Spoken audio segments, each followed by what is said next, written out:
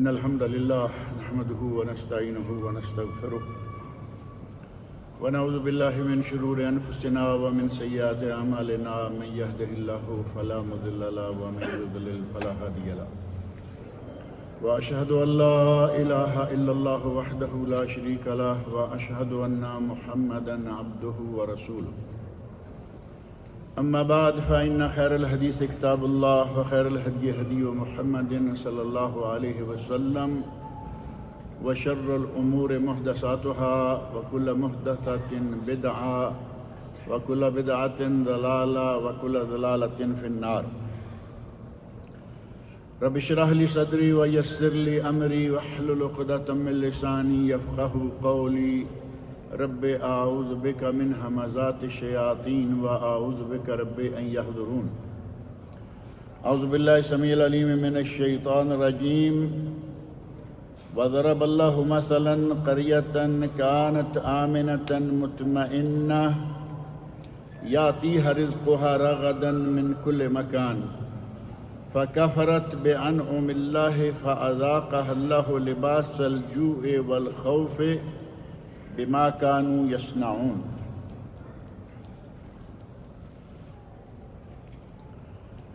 گزشتہ جمعہ یہ بات چل رہی تھی کہ یہ دنیا اس وقت انتہائی پرفتن ہو چکی ہے. ہر طرح کے فتنے پھیلے ہوئے ہیں اور ان شہوات کے فتنوں اور شبہات کے فتنوں کے نتیجہ میں دنیا میں بد امنی بھی پھیلتی جا رہی ہے. شہوات کے فتنے جن کے نتیجہ میں انسان بعض ایسے لوگوں کے ہتھے چڑھ جاتا ہے. خواہشات کے فتنوں میں، شہوات کے فتنوں میں جو اسے راہ راست سے بھٹکا دیتے ہیں، پٹڑی سے اتار دیتے ہیں اور طرح طرح کے شبہات، کبھی اسلام کے خلاف، کبھی نظام کے خلاف، کبھی کوئی رنگ، اور بعض لوگ تو اس حد تک گر گئے کہ انہوں نے اسلام کو ایک فرسودہ نظام قرار دے دیا کہ یہ پرانا دین ہے، یہ آج کے زمانے میں کہاں چل سکتا ہے. ان بے شمار فتنوں کے زمانے میں ہمیں یہ دیکھنا ہے کہ جو بدامنی پھیلی ہوئی ہے، اس بدامنی، فتنوں کی بدامنی سے بچنے کے ذرائع کیا کیا ہے. اور امن، ملکوں کا امن و امان، نظریات میں امن و امان، روزی اور رزق کے معاملہ میں امن و امان، یہ ساری چیزیں ہر شخص کا مطالبہ ہے، ہر حکومت کا مطالبہ، ہر معاشرے کا مطالبہ. یہ کسی ایک قوم، ایک ملک یا ایک معاشرے کا مطالبہ نہیں. ہر کوئی چاہتا ہے کہ ملک میں امن و امان ہو، ہمارے معاشی حالات میں امن و امان ہو، ہمارے لوگوں کے نظریات میں امن و امان ہو. اور یہ اتنی عظیم نعمت ہے کہ حضرت ابراہیم خلیل علیہ السلام نے جب اللہ رب العزت سے دعا مانگی، مکہ مکرمہ میں بیت اللہ کو تیار کر لیا، تو اللہ رب العزت سے دعا مانگی، رب اجعل ھذا البیت آمنا، رب اجعل ھذا بلدا آمنا. اے اللہ اس ملک کو امن و امان والا بنا دے. وَارْزُقْ أَهْلَهُ مِنَ الثَّمَرَاتِ مَنْ آمَنَ مِنْهُمْ بِاللَّهِ وَالْيَوْمِ الْآخِرِ. اور جو لوگ ایمان لائیں اور قیامت کے دن پر، اللہ پر اور قیامت کے دن پر ایمان لائیں، انہیں رزق عطا فرما. اب دو چیزوں کا مطالبہ ہے اس آیت میں. اور پہلا مطالبہ کس چیز کا کیا؟ امن و امان کا.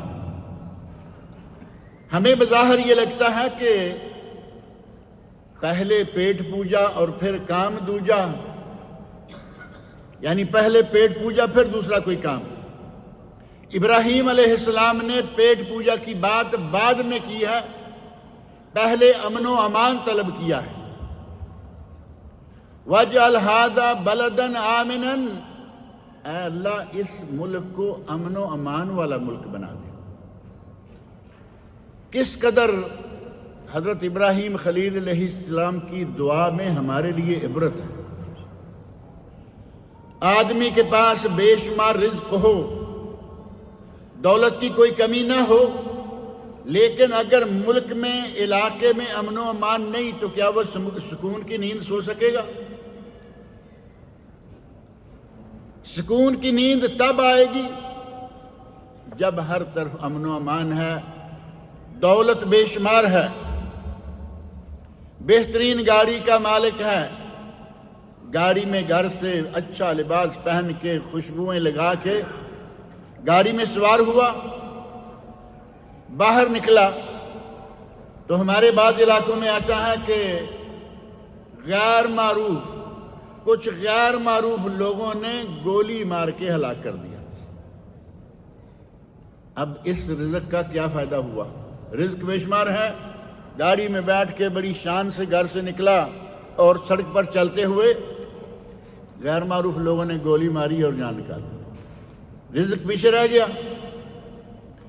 اور اگر اس علاقے میں امن و امان ہوتا،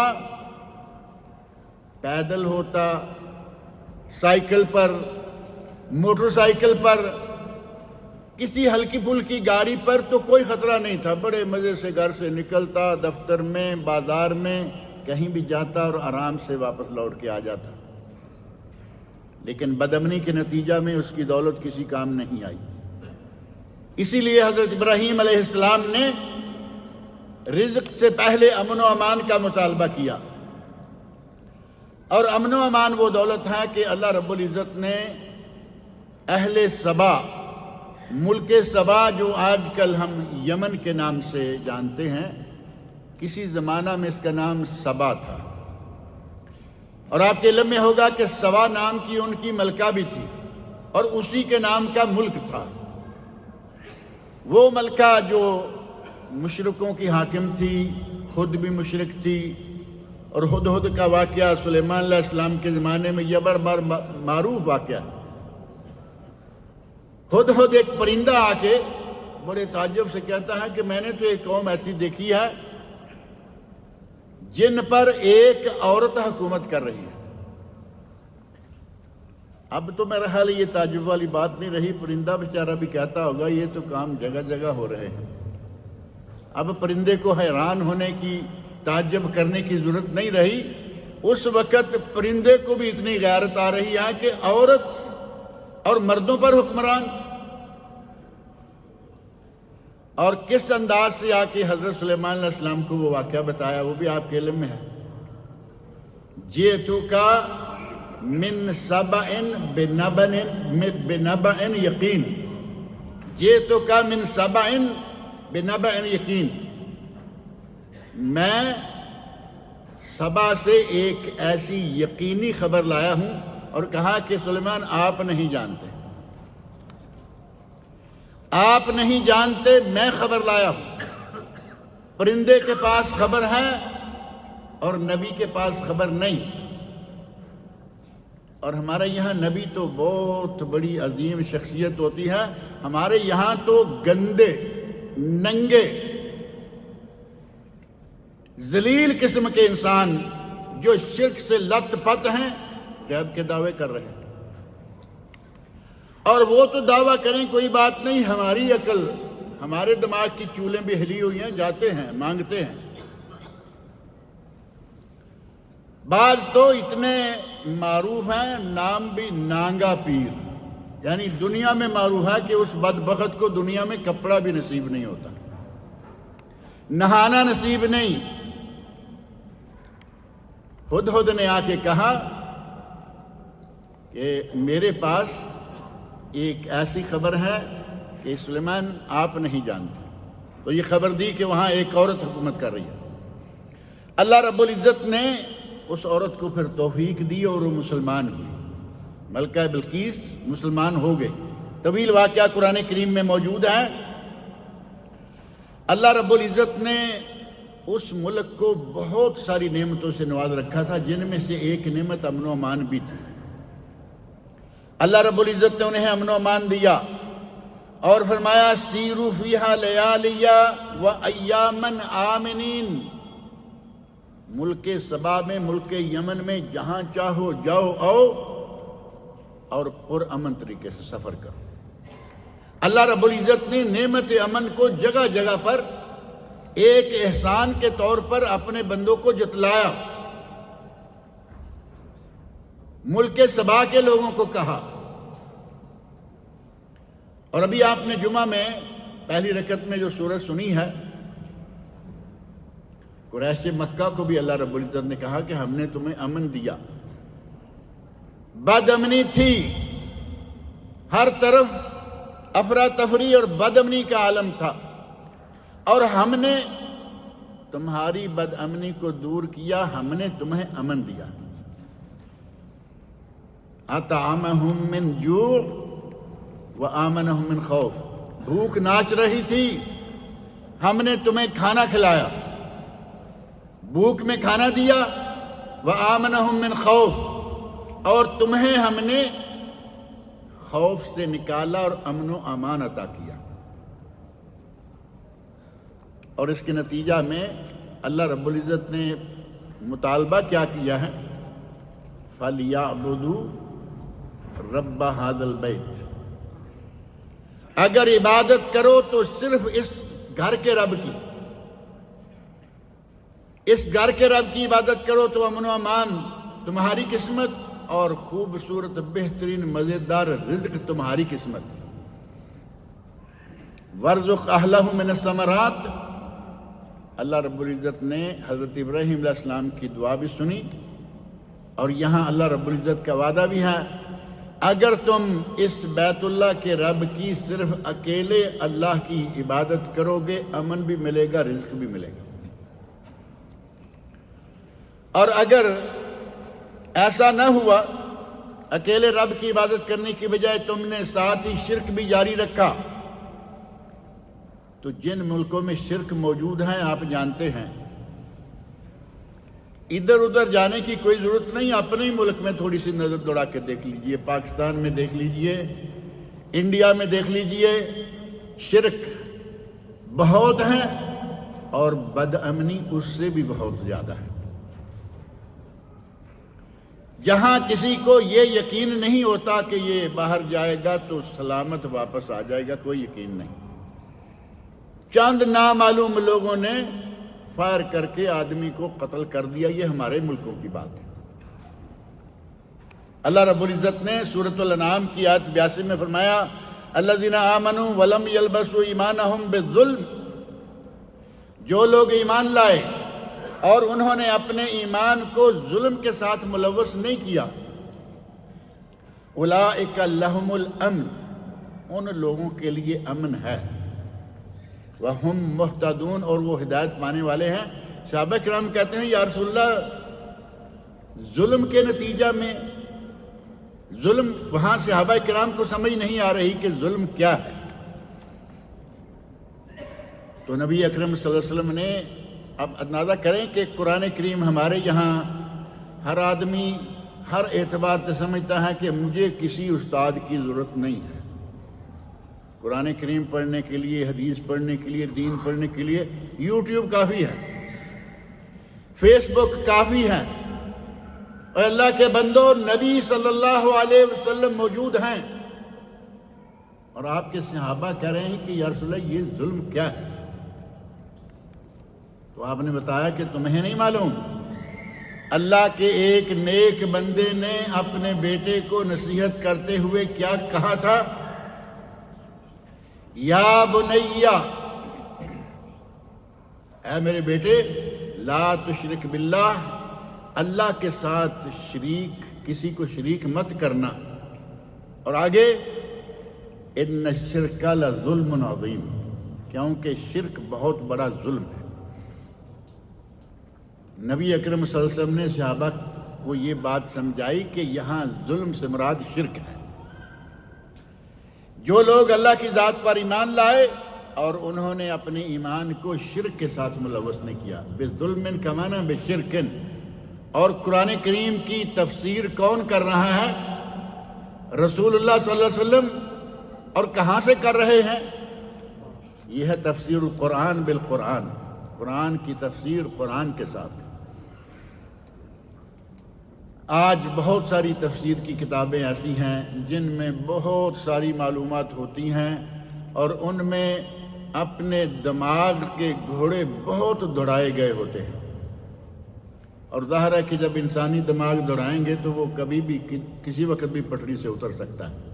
انسانی دماغ کا گھوڑا کبھی بھی ٹھوکر کھا سکتا ہے، لیکن اللہ کا قرآن اور نبی اکرم صلی اللہ علیہ وسلم کا فرمان ان میں ایسی چیز نہیں آئے گی.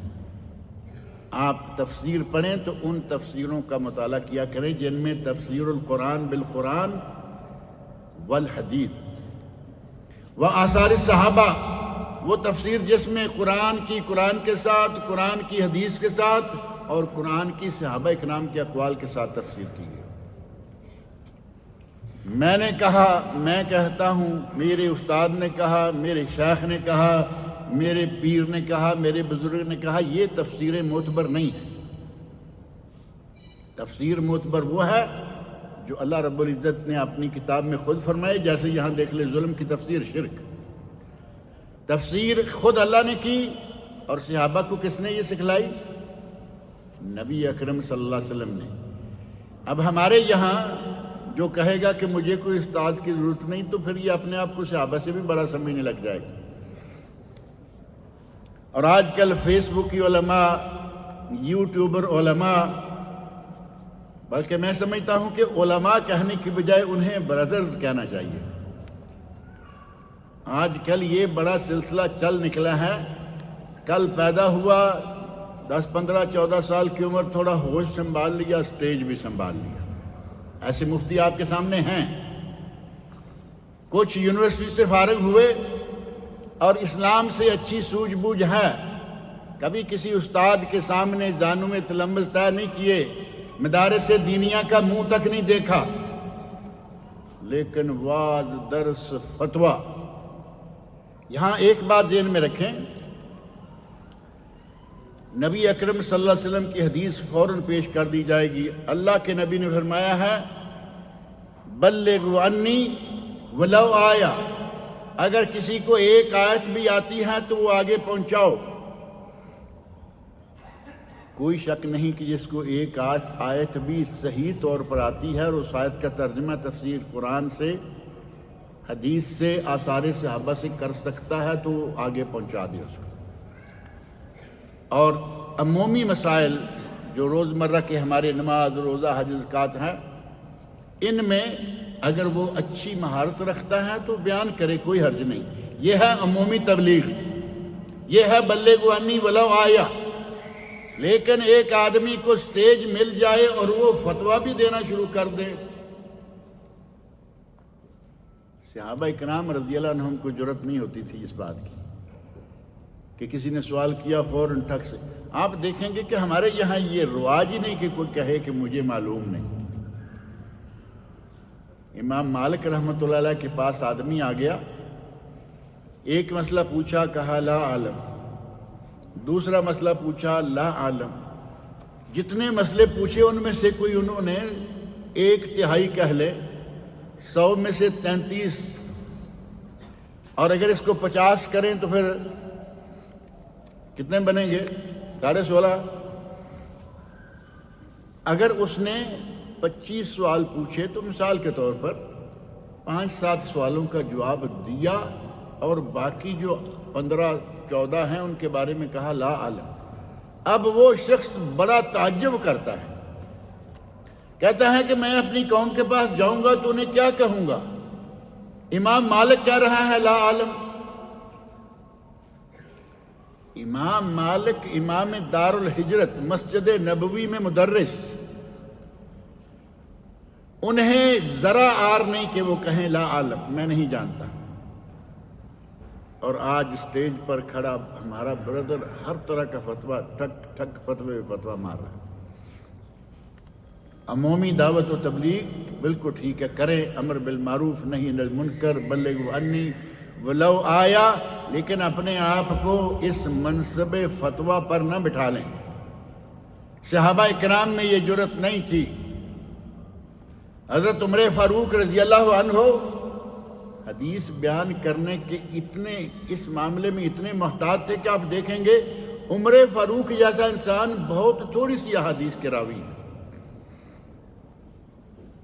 وجہ کیا تھی؟ ان کو معلوم نہیں تھی، یا نبی اکرم صلی اللہ علیہ وسلم سے انہوں نے کچھ سنا نہیں تھا۔ ان کا معیار روایت اتنا سخت تھا یا مضبوط تھا کہ وہ کہتے تھے کہ اگر ذرہ برابر بھی مجھ سے کمی بیشی ہو گئی تو میں اللہ کے یہاں جواب دے ہوں گا۔ جس بات کا 100% پتہ ہے اس بات کو آگے بیان کرتے ہیں۔ ہم اپنے دماغ سے کام لے کے بھی جو چاہتے ہیں آگے کر دیتے ہیں۔ اللہ رب العزت نے فرمایا الذین آمنوا ولم یلبسوا ایمانہم بالظلم اولئک لہم الامن، مشرکوں کو امن حاصل نہیں ہوگا، اور اہل توحید کو اللہ تعالیٰ پر امن رکھے گا۔ اس ملک کے بارے میں بلد توحید کا لفظ تو سنا ہی ہوگا نا۔ یہی ایک وجہ ہے کہ اس بلد توحید کو دنیا بھر کے لوگ ٹارگٹ بنائے ہوئے ہیں۔ پاکستان سے یوٹیوب بھرا ہوا ہے، فیس بک بھرا ہوا ہے، ایسی عجیب و غریب خبریں دیں گے کہ معمولی سی خبر کو پہاڑ بنا دیں گے۔ آپ دور نہ جائیے، کل ایک خبر تھی، آپ لوگوں نے بھی پڑھی ہوگی، یوٹیوب میں خبر ہے کہ سعودی عرب کا حاکم ہلاک ہو گیا، اور باقاعدہ فوٹو بنا کے چارپائی اور پھول اور یہ اور وہ۔ بعض لعنتی ایسے لوگ ہیں کہ انہیں یہ بھی نہیں معلوم کہ یہاں تو یہ پھولوں والا رواج ہی نہیں ہے۔ کبھی سنا ہے سعودی عرب کرم اس ملک میں کبھی کسی جنازے اور چارپائی پہ پھول ہوں؟ نہیں ہے۔ جنازہ پاکستان کا اٹھایا، نام ملک سلمان کا رکھ دیا اور کہا کہ سعودی عرب کا۔ یقین مانے جب میں ان کے وہ لفظ سنا نا کہ سعودی عرب کا حاکم ہلاک ہو گیا، تو ایسے یکدم میرے ذہن میں آیا کہ یہ لفظ تو عموماً کافروں کے لیے، یہ لفظ عموماً اپنے دشمنوں کے لیے استعمال کیا جاتا ہے۔ ایک مسلمان مر جائے تو کیا کہتے ہیں؟ کبھی آپ نے یہاں سنا کوئی اعلان کہ کوئی فلاں ہلاک ہو گیا ہے اور اس کا ہم جنازہ پڑھیں گے؟ یا کہیں بھی مسلمانوں میں سے آپس میں نہیں۔ لیکن حاکم سعودی عرب کے بارے میں غلط افواہ پھیلائی اور لفظ وہ استعمال کیے کہ جو ان کے شایان شان ہی نہیں۔ فوت ہو گیا ہے یہ کہہ دیجئے، وفات پا گیا کہہ دیجئے، انتقال کر گیا کہہ دیجئے، لیکن اپنے اندر کا زہر اتنے زور سے باہر پھونکا، ہلاک ہو گیا۔ یہ سرخی لگا کے لوگوں کو اپنے طرف اٹریکٹ کر کے اور آخر میں یہ بکواس کر دی کہ وہ ہسپتال میں گئے تھے اور واپس آ گئے۔ یہ کل کی خبر ہے۔ اور اس طرح کی چھوٹی چھوٹی خبروں کو سعودی عرب کے خلاف پھیلایا جاتا ہے مسلسل۔ وجہ کیا ہے؟ کہ یہاں توحید ہے اور ان لوگوں کو وہ ہضم نہیں ہوتی۔ یہاں توحید کی برکت سے اللہ رب العزت نے امن و امان رکھا ہوا ہے، ان کے نصیب میں امن و امان تو نہیں، توحید بھی نہیں۔ اب اہل توحید کے خلاف بکواس کرنا، اہل توحید کے خلاف زبان درازیاں کرنا، اہل توحید کے خلاف افواہیں پھیلانا، افواہ جس کا کوئی سر نہیں ہوتا، پیر نہیں ہوتا، خبر بنا کے دنیا میں اشارہ کر دیں۔ اللہ رب العزت ایسے لوگوں کو ہدایت دے۔ توحید کی برکت سے اللہ رب العزت نے فرمایا کہ ہم لوگوں کو امن دیتے ہیں، اور یہی ہدایت یافتہ لوگ ہیں۔ اور اسی پر بس نہیں، اللہ رب العزت نے قرآن کریم میں اہل حرم کے لیے ہی نہیں بلکہ مطلقاً امن کو ایک بہت بڑی نعمت قرار دیا۔ سنن ترمذی، ابو داود، مسند امام احمد اور بعض دیگر کتب حدیث میں حدیث موجود ہے، من اصبح آمنا فی سربہ۔ یہ حدیث میں نے یہاں کئی مرتبہ ذکر کی ہے، من اصبح آمنا فی سربہ، جو اپنے گھر میں پرامن ہے۔ یعنی اسے گھر میں ڈاکوؤں کا کوئی خطرہ نہیں ہے۔ پرامن تو گھر میں وہی ہوگا نا، ایسا نہیں ہے کہ دیوار پھلانگ کے اندر آ گیا، پسٹل نکالا، دکھایا، چابی دو، جو کچھ عورتوں کے زیورات ہیں گھر میں، جو پیسہ ہے اٹھایا اور جاتے ہوئے گولی مار دی۔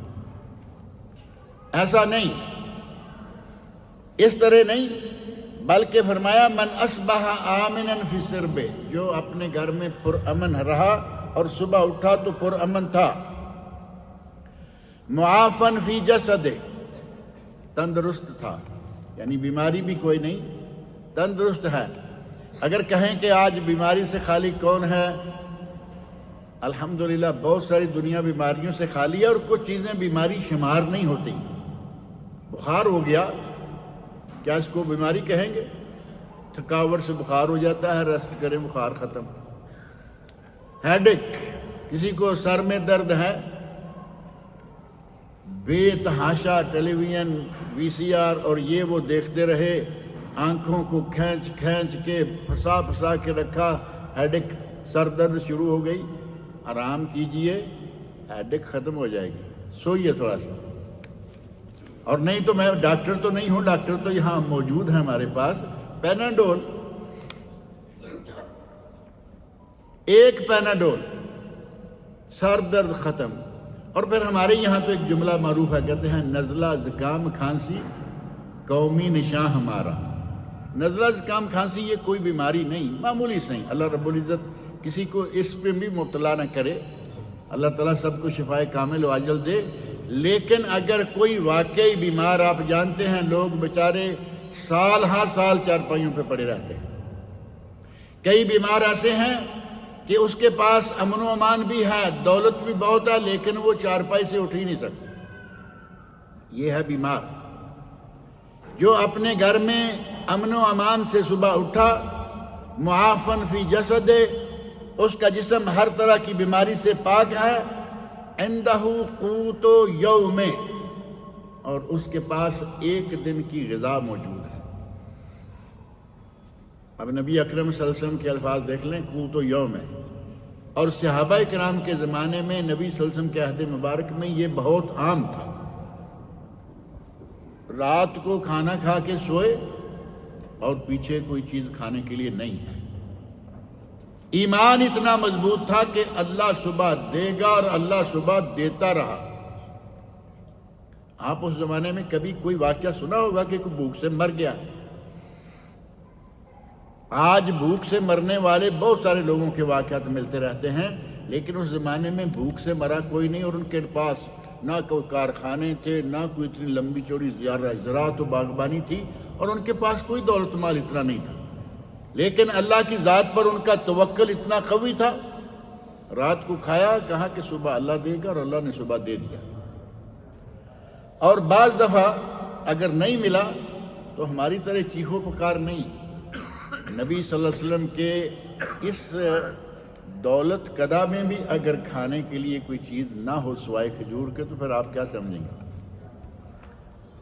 ام المومنین حضرت عائشہ رضی اللہ عنہ فرماتی ہیں کہ چاند نکلتا ڈوب جاتا، نکلتا ڈوب جاتا، نکلتا ڈوب جاتا۔ چاند سے مراد ہلال، ہلال ایک مہینے میں ایک مرتبہ نکلتا۔ 3 مہینے تک کہتی ہیں کہ ہمارے گھر میں چولہا نہیں جلتا تھا، مالی حالت یہ تھی۔ پوچھا گیا کہ کیا کھانے پینے کا انتظام کیا تھا، تو فرمایا کہ کھجور کھاتے تھے اور پانی پیتے تھے، الحمدللہ۔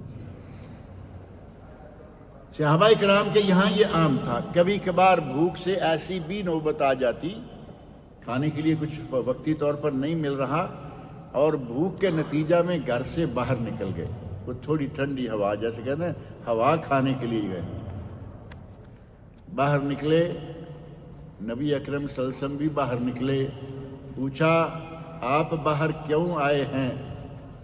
تو صحابی کہتے ہیں کہ یا رسول اللہ بھوک کے نتیجے میں آیا۔ اور نبی اکرم صلی اللہ علیہ وسلم فرماتے ہیں یقین جانو کہ میں بھی بھوک کے نتیجہ میں آیا ہوں، مجھے بھی بھوک لگی ہوئی۔ اللہ رب العزت نے دعوت کا انتظام کر دیا، دعوت آئی، پیغام آیا، لہریں بحریں ہو گئیں۔ نبی اکرم صلی اللہ علیہ وسلم کے عہد مبارک میں صحابہ کے زمانے میں یہ نہیں تھا کہ ہمارے پاس بڑے بڑے سٹور ہیں، گھروں کے اندر کھانے کے لیے، بینکوں کے اندر سنبھالنے کے لیے، سال ہا سال نہیں بلکہ نسل در نسل کھاتے رہے، اکاؤنٹ میں سے پیسہ ختم نہیں ہونے والا۔ پھر بھی پریشان ہیں ہم، پھر بھی پریشان ہیں، پتہ نہیں کیا ہوگا، پتہ نہیں اب ایگریمنٹ رینیو ہوگا نہیں ہوگا، کمپنی کوئی نیا پروجیکٹ دے گی نہیں دے گی، پریشان۔ اللہ کے بندو، رات کا کھانا کھا لیا، صبح کا نہیں ہے، اور وہ پورے اطمینان سے ہے۔ عندہ قوت یوم، نبی صلی اللہ علیہ وسلم فرماتے ہیں کہ ایک دن کی غذا اس کے پاس ہے۔ اس آدمی کو کس حال میں یا کن لوگوں میں شمار کیا؟ فَكَأَنَّمَا حِيزَتْ لَهُ الدُّنْيَا بِحَذَافِيرِهَا، یہ آدمی وہ ہے، تین چیزیں دیکھیں، اس کے پاس امن ہے، اس کے پاس صحت ہے، اس کے پاس ایک دن کی غذا ہے۔ فَكَأَنَّمَا حِيزَتْ لَهُ الدُّنْيَا بِحَذَافِيرِهَا، اس کے گھر میں تو دنیا بھر کی دولت موجود ہے۔ امن کی اتنی قیمت ہے کہ ایک دن کا کھانا ہو، بندہ تندرست ہے، امن موجود ہے، فرمایا دنیا بھر کی دولتیں اس کے گھر میں موجود ہیں۔ نبی اکرم صلی اللہ علیہ وسلم کا یہ ارشاد، اتنی قیمت ہے امن کی۔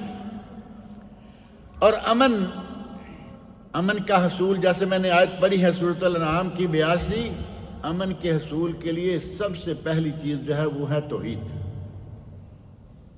اگر توحید ہے تو امن ہے۔ اللہ رب العزت کا وعدہ ہے کہ اگر آدمی موحد ہے تو ہم ان کو کیا کرتے ہیں؟ اولئک لہم الامن، اس کو امن نصیب ہوگا۔ اور اگر توحید نہیں ہے تو پھر کیا ہوگا؟ بدامنی، جو ہمارے ملکوں میں دیکھو کیسے پھیلی ہوئی ہے اور کیسے حالات رہتے ہیں۔ کبھی کبھی ایسا لگتا ہے کہ کوئی آدمی کہے گا کہ ہمارے ملکوں کی یہ بدنامی کرتا رہتا ہے، یہ آپ کا ہی نہیں، میرا بھی وہی ملک ہے، میں بھی تو وہیں کا ہوں نا، پاکستان، انڈیا، بنگلہ دیش۔ آپ نے 3 کر لیے ہیں آج، یہ ایک ہی تھا اور ہمارا تھا، اور پتہ نہیں کب اللہ رب العزت وقت لائے گا پھر ہمارا ہوگا۔ کیا خیال ہے؟ سارا ملک اللہ کا ہے، جب چاہے اللہ جن بندوں کو چاہے ان پر غالب اور مالک کر دے۔ اور دوسری چیز، توحید کے بعد جو امن و امان کے لیے ضروری ہے وہ ہے اطاعت ولی امر۔ اب یہ نہیں کہ ولی امر ہم یہ بات صرف آج کے لیے کرتے ہیں کہ آج کے حاکم کی اطاعت ضروری ہے۔ اللہ رب العزت نے قرآن کریم میں آج سے 1450 سال پہلے یہ بات فرما رکھی ہے، اور ارشاد الہی معروف ہے، یا ایھا الذین آمنوا اطیعوا اللہ واطیعوا الرسول واولی الامر منکم، اے ایمان والو، اللہ کی اطاعت کرو، رسول اللہ کی اطاعت کرو، اور اولی الامر کی اطاعت کرو۔ اولی الامر میں اہل علم نے جو کچھ کہا ہے اس کا 2 حرفی خلاصہ یہ ہے کہ اولی الامر ہیں امراء و حکام اور علماء۔ علماء اور حکام، علماء کی اطاعت کرو کب اور حکام کی اطاعت کرو کب؟ اللہ رب العزت نے یہ معاملہ اسی آیت میں حل کر دیا، فرمایا فَإِن تَنَازَعْتُمْ فِي شَيْءٍ فَرُدُّوهُ إِلَى اللَّهِ وَالرَّسُولِ، اگر تمہارا کبھی کسی معاملہ میں تنازع ہو جائے، فَرُدُّوهُ إِلَى اللَّهِ وَالرَّسُولِ، تو پھر اللہ رسول کے پاس لے جاؤ، اللہ رسول کی عدالت کا دروازہ کھٹکھٹاؤ، وہاں سے جو فیصلہ صادر ہو جائے گا وہ مان لو۔ یہاں آپ دیکھیں تیسرا پھر ذکر نہیں کیا، فَرُدُّوهُ إِلَى اللَّهِ وَالرَّسُولِ۔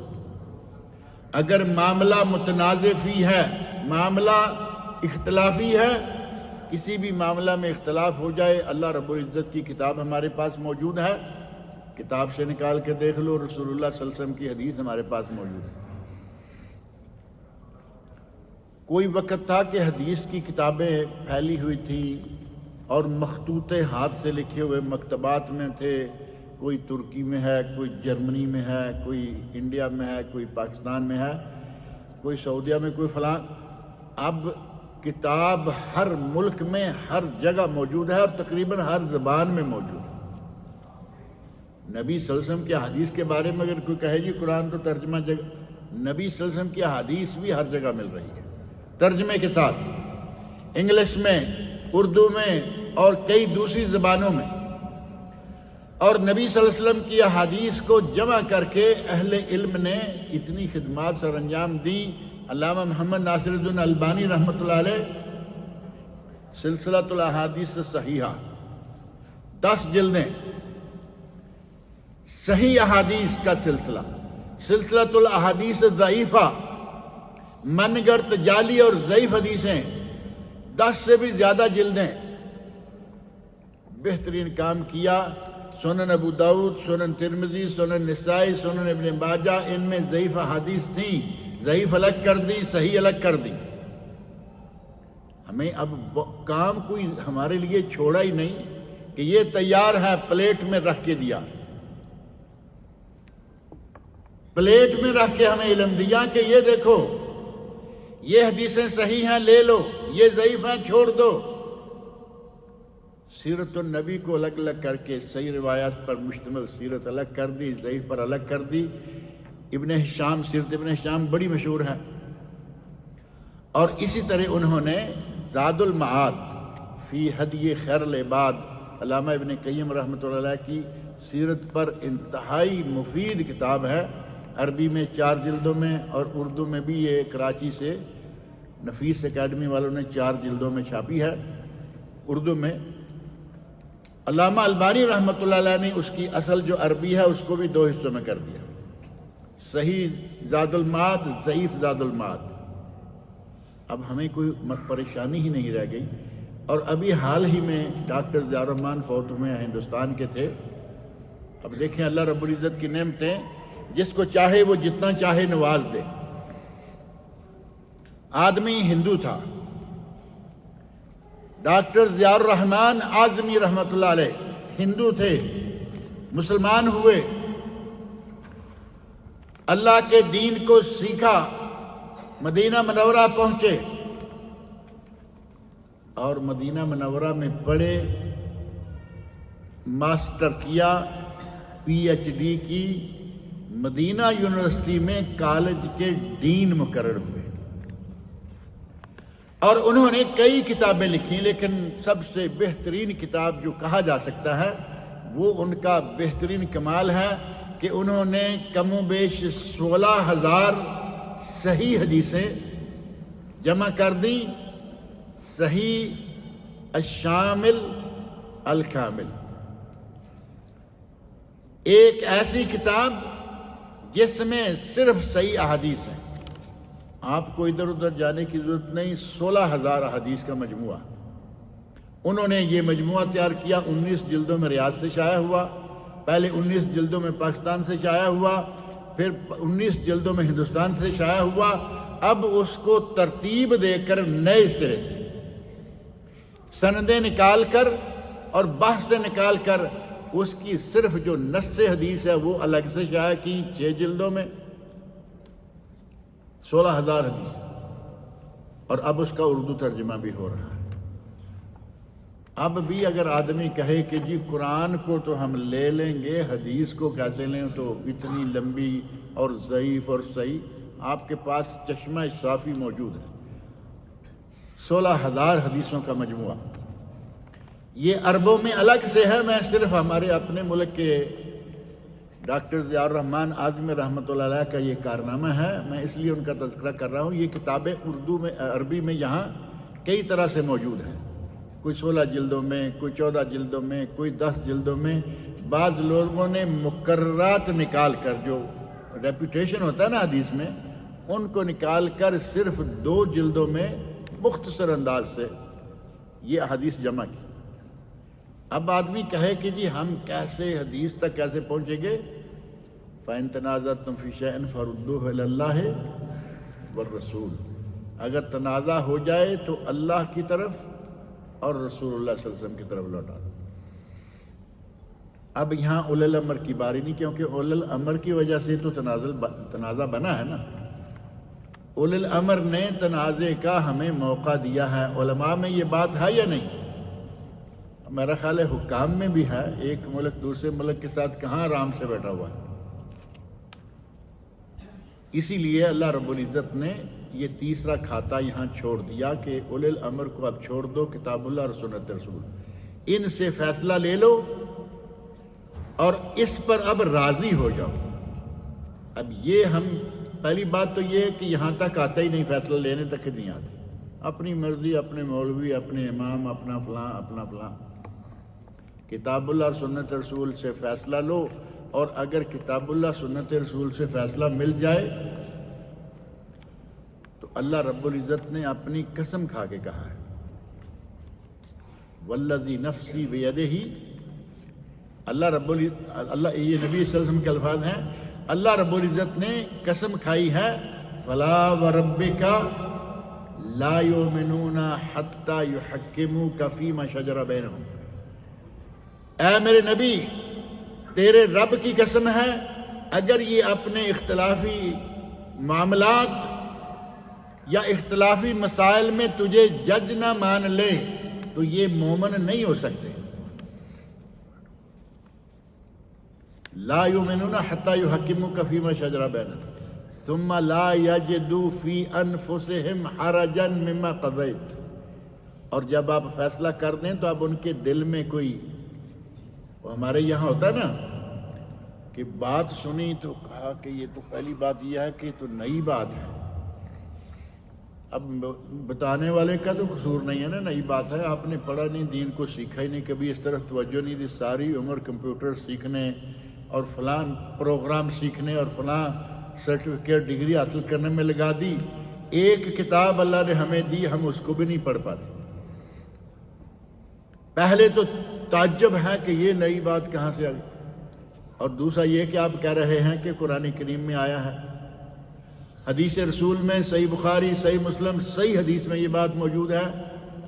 اب اللہ فرما رہے ہیں ثم لا یجدوا فی انفسہم حرجا مما قضیت، آپ کے فیصلے میں ان کو ذرا برابر پس و پیش نہ ہو، بلکہ فوراً سر تسلیم خم کر لیں۔ وَيُسَلِّمُوا تَسْلِيمًا، یعنی اس فیصلے کو تسلیم کر لیں فوراً، جیسے کہتے ہیں سر تسلیم خم ہے۔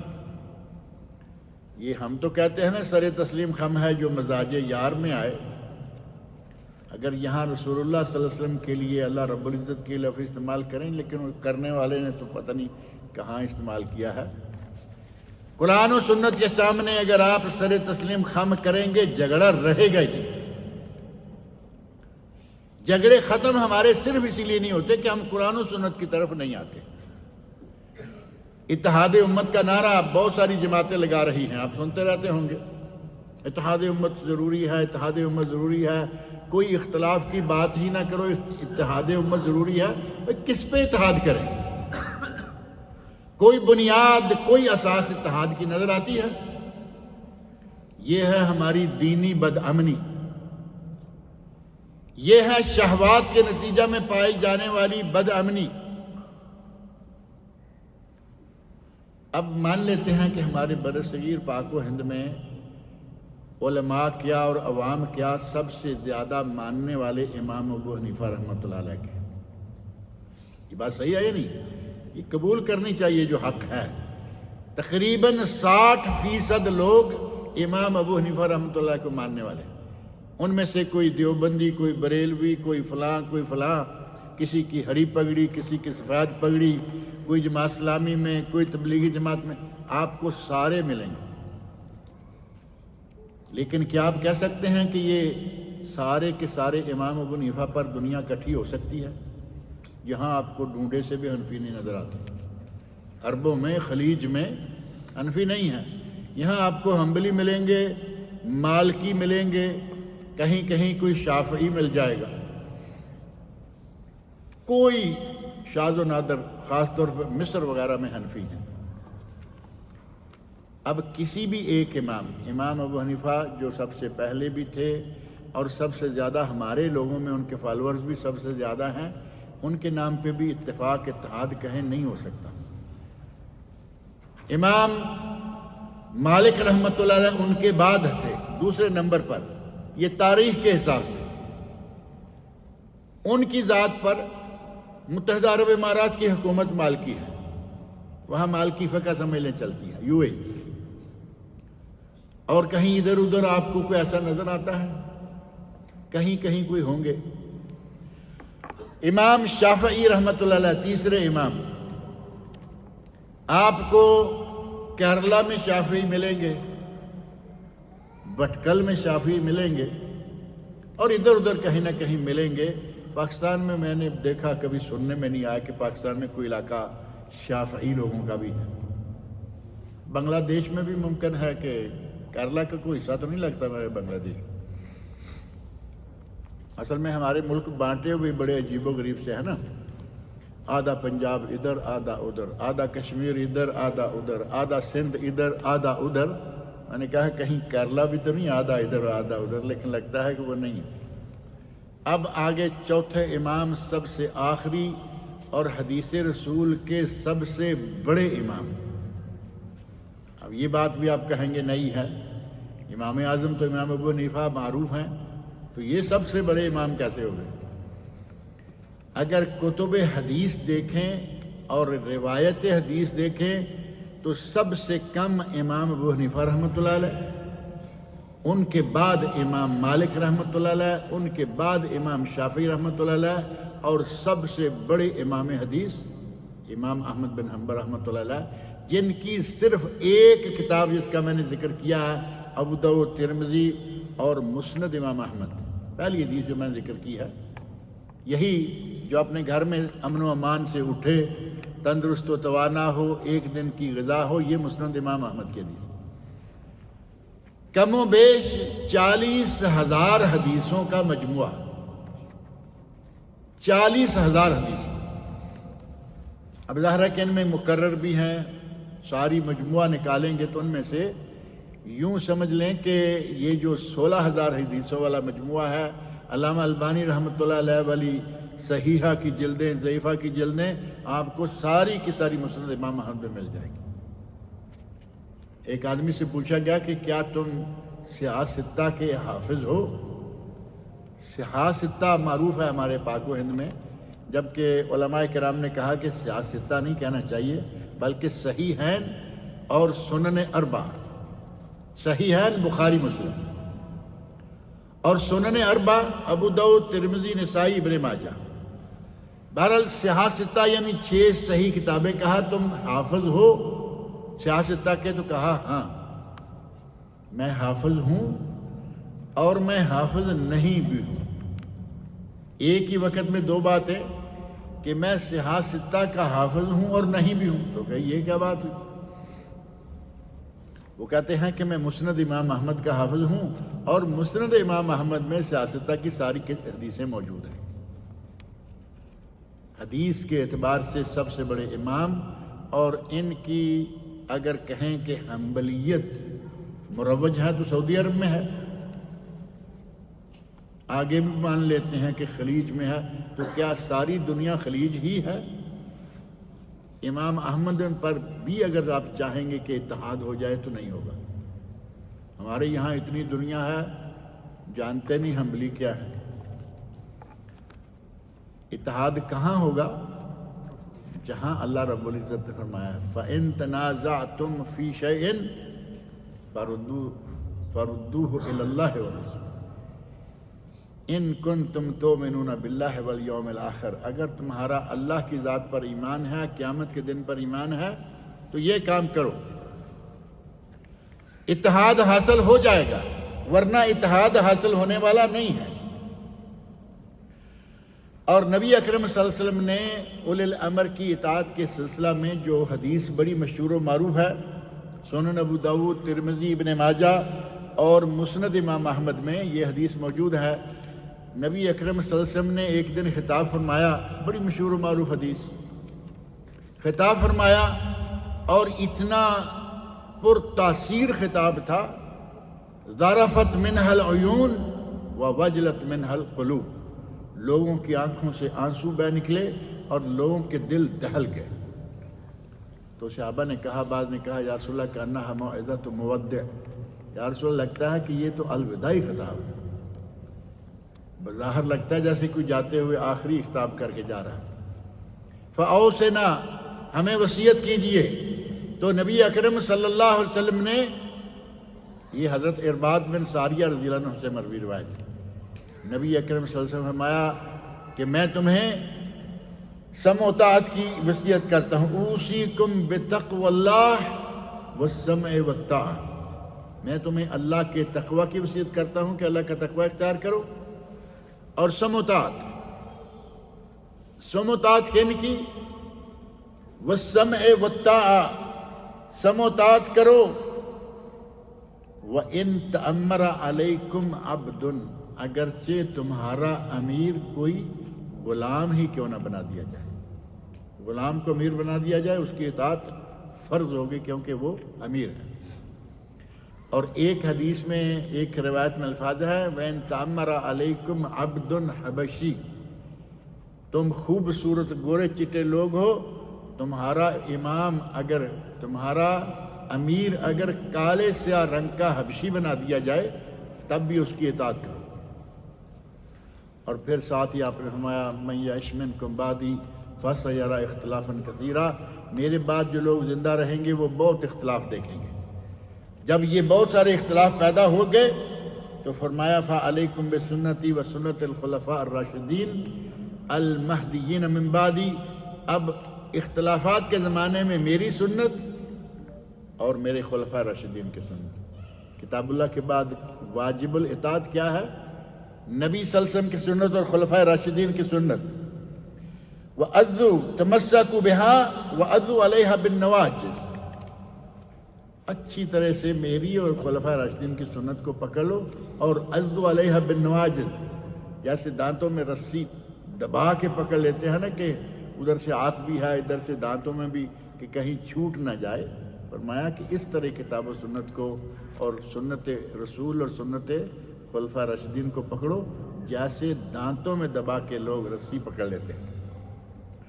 نبی اکرم صلی اللہ علیہ وسلم نے فرمایا کہ اس انداز سے اگر رہو گے تو ٹھیک، اور بچو. وَإِيَّاكُمْ وَمُحْدَثَاتِ الْأُمُورِ، جو لوگ دین میں نئی نئی چیزیں پیدا کریں گے ان سے بچو. دین میں نئی نئی چیزیں آج کل کوئی نظر آتی ہیں یا نہیں آپ کو؟ میرا خیال ہے کہ ہمارے یہاں وہ نئی لگتی نہیں، کیونکہ ہم جب سے ہوش سنبھالا ہے وہی تو دیکھ رہے ہیں. نئی کہاں لگیں گی؟ نئی سے مراد یہ نہیں کہ ہمارے سامنے وہ پیدا ہو. ہمارے باپ دادوں نے جب بھی کسی نے وہ کام دین میں داخل کیا اس سے بچ جاؤ. اور دین میں داخل کرنے والے سے مراد کیا ہے؟ من عمل عملا لیس علیہ امرنا فہو رد. جس نے ایسا کام کیا جس کا ہم نے حکم نہیں دیا وہ مردود ہے. من احدث فی امرنا ھذا ما لیس منہ فہو رد. جس نے ہمارے اس دین میں کوئی نئی چیز پیدا کی جس کا ہم نے حکم نہیں دیا وہ رد ہے. صحیح بخاری اور صحیح مسلم کی حدیث ام المومنین حضرت عائشہ رضی اللہ عنہا سے فرمایا وَإِيَّاكُمْ وَمُحْدَثَاتِ الْأُمُورِ فَإِنَّ كُلَّ مُحْدَثَةٍ بِدْعَةٍ.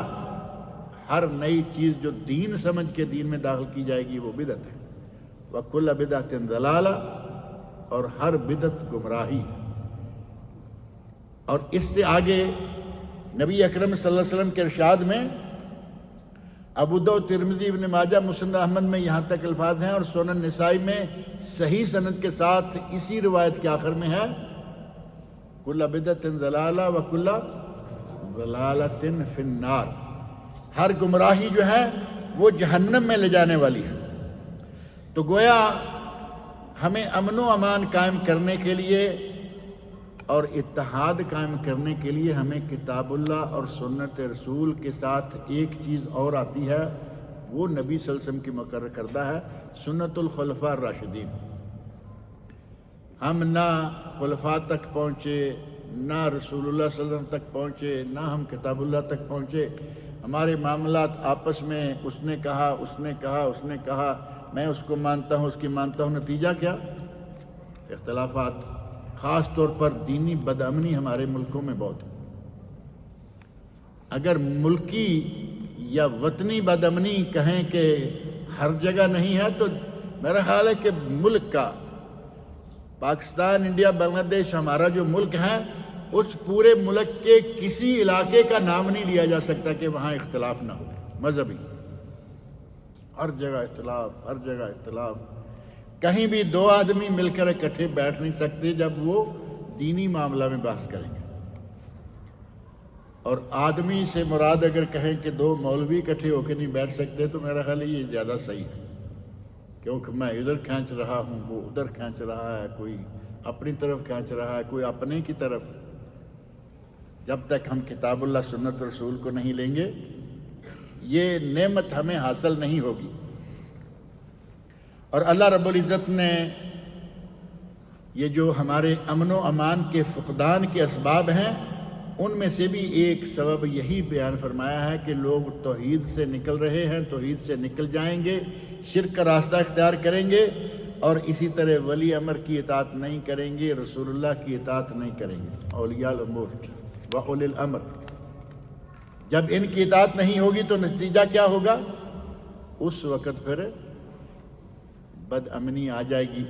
جن لوگوں کو اللہ رب العزت نے امن و امان سے نوازا ان کے بارے میں قرآن کریم میں اللہ نے، میں نے بالکل شروع میں آیت پڑھی تھی، سورۃ النحل کی آیت نمبر 112، وَضَرَبَ اللَّهُ مَثَلًا قَرْيَةً كَانَتْ آمِنَةً مُطْمَئِنَّةً۔ اللہ نے ایک بستی کی مثال دی ہے جو بڑی پرامن تھی، مطمئن تھی، اور صرف پرامن اور مطمئن ہی نہیں تھی، یاتیھا رزقھا رغدا من کل مکان، ہر طرف سے بہترین رزق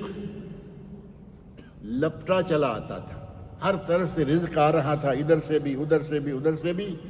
فَكَفَرَتْ بِأَنْعُمِ اللَّهِ، انہوں نے اللہ کی نعمتوں کی ناشکری کی، نتیجہ کیا نکلا؟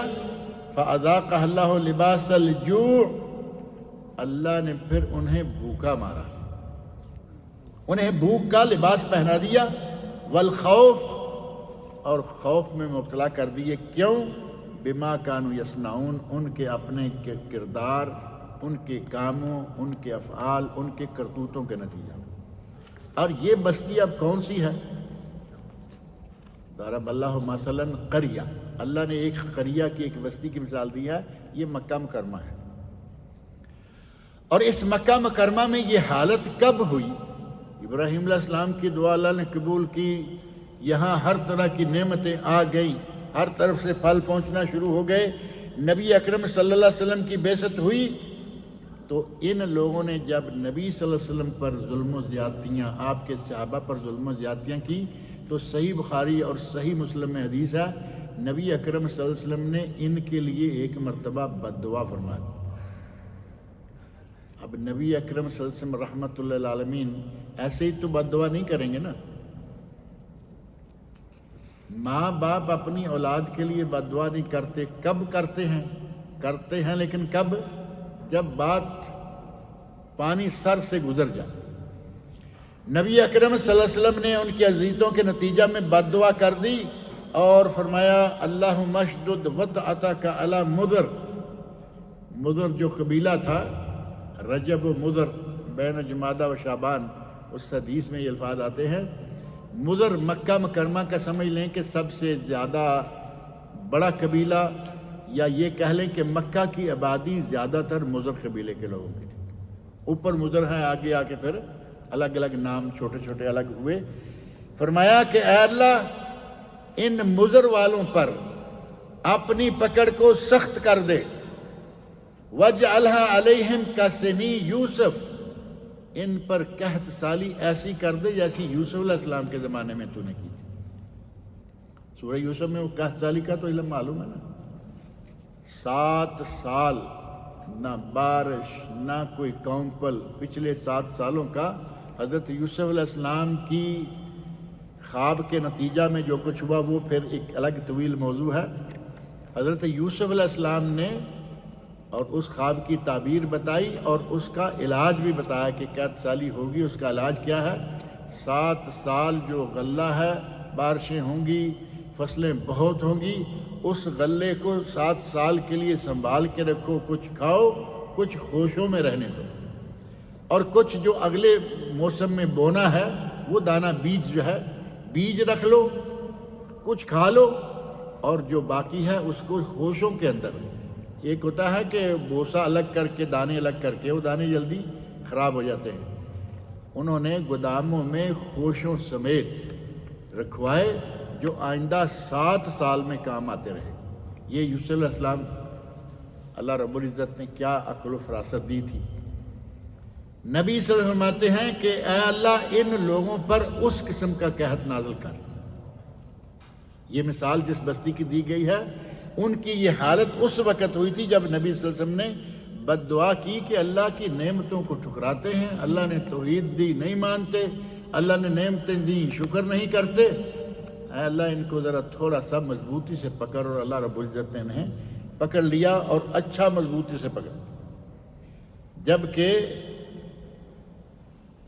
جو بستی پہلے میں نے ذکر کی ہے سبا والوں کو اللہ رب العزت نے بڑی نعمتوں سے نوازا ہوا تھا. حاکم تو ان کی عورت تھی، لیکن اللہ نے نعمتوں سے نواز رکھا تھا. اس طرف دیکھیں باغات باغات، ادھر دیکھیں باغات باغات. اور انہوں نے آج جو سد مارب کے نام سے ایک ان کا ڈیم ہے، ڈیم ہمارے یہاں کہتے ہیں، بند بھی کہتے ہیں، منگلا ڈیم، منگلا بند یا ڈیم بنا دیا. پہاڑوں سے آنے والے پانی کو اپنی مرضی کے ساتھ باغوں میں دینا ہے، محفوظ رکھنا ہے. انہوں نے اپنی ایک بہترین تدبیر کے ذریعے، سد مارب کے ذریعے بارشوں کا پانی، پاک صاف اور طاقتور پانی محفوظ کرنے کا طریقہ اختیار کیا. نتیجہ میں اللہ رب العزت نے انہیں اتنی نعمتیں دی کہ جدھر دیکھیں باغات ہیں، سبزیاں ہیں، پھل ہیں. اور جب انہوں نے ان سبزیوں اور پھلوں کو جٹلانا چاہا تو پھر اللہ رب العزت نے انہیں پکڑ لیا. اللہ رب العزت نے سورہ سبا میں فرمایا لَقَدْ كَانَ لِسَبَإٍ فِي مَسْكَنِهِمْ آیَةٌ. سبا والوں کے لیے، یمن والوں کے لیے ان کے گھروں میں، رہائشوں میں ایک نشانی تھی. بہترین ان کے گھر تھے، ہر طرح کی چیزوں کی فراوانی تھی. جنتان عن یمین و شمال، دائیں طرف بھی باغات، بائیں طرف بھی، یعنی ہر طرف باغات ہی باغات. اور فرمایا کلوا من رزق ربکم واشکروا لہ، اللہ کا رزق کھاؤ اور اس کا شکر ادا کرو. انہوں نے اللہ کا رزق کھایا، کھاتے رہے، لیکن اللہ کا شکر ادا نہیں کیا. بلدۃ طیبہ، فرمایا کہ یہ شہر، تمہارا ملک بہت پاکیزہ، صاف ستھری آب و ہوا والا ملک ہے. مفسرین کرام لکھتے ہیں کہ اتنی صاف ستھری آب و ہوا تھی کہ کوئی مکھی، کوئی مچھر اور کوئی زہریلا جانور ان کے قریب نہیں آتا تھا. مکھیاں معلوم ہے نا خاص وقت میں آتی ہیں، مچھر خاص وقت میں سال میں آتا ہے. ان کے یہاں اللہ نے اتنا بہترین موسم رکھا کہ مکھی، مچھر اور دوسرے موذی جانور وہاں قریب بھی نہیں آتے تھے. بلدۃ طیبہ و رب غفور، ملک بہترین اور رب بخشش کرنے والا، بخشنے والا. انہیں اللہ رب العزت نے یہ نعمت دی. وَجَعَلْنَا بَيْنَهُمْ وَبَيْنَ الْقُرَىٰ الَّتِي بَارَكْنَا فِيهَا، یمن سے لے کے شام تک وہ علاقے جن میں اللہ نے برکت کر رکھی تھی. فرمایا کہ ہم نے ان کے مابین کیا کر دیا؟ قرن ظاہرہ، ہم نے کچھ ایسی بستیاں آباد کر دیں کہ یمن سے شام تک جائیں، راستے میں ان کو کہیں ایسا نہ ہو کہ کوئی کھانے کے لیے چیز نہیں مل رہی. آج دیکھیں آپ اگر مکہ مکرمہ میں جانا ہو تو راستے میں قدم قدم پہ آپ کو پیٹرول پمپ ملے گا، استراحہ ملے گا، یہ ملے گا، وہ ملے گا، کھانے پینے کی فراوانی. مفسرین کرام نے لکھا ہے کہ یمن سے لے کے شام تک اللہ رب العزت کی قدرت سے 4700 بستیاں آباد تھیں. شاہراہ پر، یعنی مین روڈ پر 4700 بستیاں. یہاں سے نکلیں پھر بستی کہیں دائیں کہیں بائیں، تاکہ ان کو کہیں ایک تو ڈاکوؤں کا خطرہ نہ رہے. سڑک سنسان ہوگی تو ڈاکو آئیں گے، ڈاکوؤں کے خطرے سے بچیں، اور دوسرا جہاں کہیں بھوک لگے ان کو کھانے کے لیے ہوٹل مل جائے، پارسل لینے کے لیے ہوٹل مل جائے۔ اس زمانے میں جیسا سلسلہ تھا، اللہ رب العزت نے فرمایا کہ ہم نے ان کو اس طرح رکھا۔ وَقَدَّرْنَا فِيهَا السَّيْرَ، وَقَدَّرْنَا فِيهَا السَّيْرَ، ہم نے منزلیں بنا دی، یعنی رکنے کے لیے بہت ساری جگہ بنا دی، اور ساتھ ہی فرمایا سیروا فِيهَا لیالی وَأَيَّامًا آمِنِينَ، دن کو سفر کرو، رات کو سفر کرو، تمہارا سفر پر امن رہے گا۔ اللہ رب العزت کی نعمت ہے نا، اور اس میں بھی جس نعمت کا خاص طور پر ذکر کیا وہ ہے نعمت امن و امان۔ اور ایک وقت ایسا آیا کہ انہوں نے اللہ کے احکام سے اعراض کیا، نافرمانی کی، اللہ کے احکام کو چھوڑ دیا، تو پھر نتیجہ کیا نکلا؟ اللہ رب العزت قرآن کریم میں سورہ سبا میں ہی فرماتے ہیں فَأَعْرَضُوا فَأَرْسَلْنَا عَلَيْهِمْ سَيْلَ الْعَرْمِ، انہوں نے اعراض کیا، اللہ کی نعمتوں کی ناشکری کی، اللہ کے احکام کو ماننے سے اعراض کیا، تو ہم نے ان پر زوردار سیلاب بھیجا، اور اس سیلاب کے نتیجہ میں کیا ہوا؟ ان کا جو بند تھا سد مارب، اس کو اس سیلاب نے توڑ دیا، پانی پھیل گیا حتیٰ کہ ان کے گھروں میں داخل ہو گیا۔ کل تک جن گھروں پر وہ بڑی شان سے رہ رہے تھے، جن میں رہتے ہوئے انہوں نے اپنے آپ کو، ہر بندہ اپنے آپ کو بادشاہ سمجھتا تھا، اللہ رب العزت نے ایک ہی جھٹکے میں ساری تباہی مچا دی۔ اور ارشاد فرمایا وَبَدَّلْنَاهُمْ بِجَنَّتَيْهِمْ جَنَّتَيْنِ ذَوَاتَيْ أَكْلٍ خَمْطٍ، انہیں جو جگہ جگہ باغات تھے، دائیں بھی باغات بائیں بھی باغات، ہم نے ان باغات کو بدل دیا۔ درخت ہیں، وہی درخت ہیں، لیکن بدلا کیسے؟ فرمایا اوکلن خمت، ان کے پھل تھے لیکن بد مزہ، کھانے کے لائق نہیں تھے۔ کبھی کبھی ایسا ہوتا نا کہ کسی جگہ آپ کو بیر کھاتے ہیں کڑوا، کوئی انار کھاتے ہیں حد سے زیادہ کھٹا، کہیں گے جی اس کو فلاں کام کے لیے روک لو۔ اور ایسے ہی دوسری کئی چیزیں ہیں، بادام ہے، بادام میں کبھی کبھی کچھ دانے بڑے کڑوے نکلتے ہیں، مرچی کی طرح کڑوے۔ اللہ رب العزت نے باغات کو اس انداز سے بدلا کہ ان سب کا پھل جو ہے وہ انتہائی بدمزہ ہو گیا۔ وَأَصْلٍ، ان کے باغات میں نیچے جو چھوٹی چھوٹی فصلیں اور خوبصورت چیزیں ہوتی تھیں، وہاں جھاڑ جنگاڑ، یعنی کام کا، پہلے باغوں میں اوپر پھل ہوتے ہیں، نیچے سبزیاں ہوتی ہیں، اب یہاں صرف جھاڑ جنگاڑ رہ گیا۔ وَشَيْءٍ مِّن سِدْرٍ قَلِيلٍ، یا پھر ان کے باغوں میں بیریاں اگائیں اور ان میں بھی بہت تھوڑا پھل تھا۔ اب سیب، مالٹے، انار، ساری چیزیں بدلیں اور ان کی جگہ پہ جھاڑ جنگاڑ آ گیا، پھل تھے کڑوے بدمزہ، اور آخری شے کیا رہ گئی؟ بیری۔ اب بیری کوئی پھل تو تھوڑا ہے، کھا لیتے ہیں پھل سمجھ کے لوگ، لیکن یہ کوئی پھل شمار نہیں ہوتا۔ سورہ طٰہٰ میں اللہ رب العزت فرمایا ہے من اعرض عن ذکری فإن له معیشۃ ضنکا، جس نے ہمارے ذکر سے، ہماری عبادت سے، ہمارے احکام سے انکار کیا، ہم اس کی زندگی کو اجیرن کر دیں گے، یعنی اس کے کھانے پینے معاشی حالات کو تباہ کر دیں گے، اور قیامت کے دن اس کو اندھا اٹھائیں گے۔ یہ سورہ طٰہٰ میں بڑی تفصیل موجود ہے۔ وہ کہے گا کہ یا اللہ میں تو آنکھوں والا تھا، تو اللہ کہے گا تیرے پاس ہماری آیات آئیں اور تو اندھا بن گیا، جس طرح اس وقت تم اندھا بن گئے تھے، آج تمہیں اسی طرح اندھا ہی اٹھایا جائے گا۔ غرض یہ کہ ملکوں کی بد امنی خواہشات سے ہو، شبہات سے ہو، شہوات سے ہو، بد امنی ملک میں ہو، بد امنی دینی اعتبار سے لوگوں میں ہو، اور بد امنی معاشی اعتبار سے لوگوں میں ہو، ان سب کا علاج صرف توحید الہی، اطاعت سنت رسول و خلفاء اور اللہ کی نعمتوں کا شکر۔